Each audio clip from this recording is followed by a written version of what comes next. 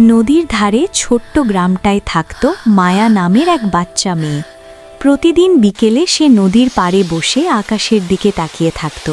তার বিশ্বাস ছিল আকাশের প্রতিটা নক্ষত্র তার বাবার চোখ, যে আর কোনো দিন ফিরবে না। একদিন হঠাৎ নদীর পানি খুব বেড়ে গেল। গ্রামবাসী সবাই ব্যস্ত হয়ে পড়ল, কিন্তু মায়া তখনও নদীর ধারে বসে আছে। তার হাতে ছিল বাবার দেওয়া শেষ খেলনাটা, একটা ছোট কাঠের নৌকা।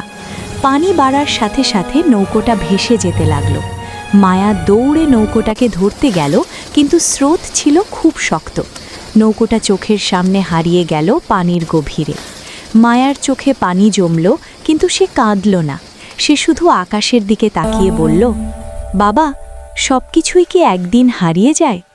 সেই রাতে আকাশে নক্ষত্র কম ছিল।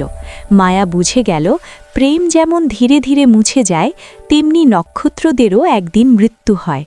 তবুও সে অপেক্ষা করতে লাগল, যদি কোনো আলো আবার ফিরে আসে।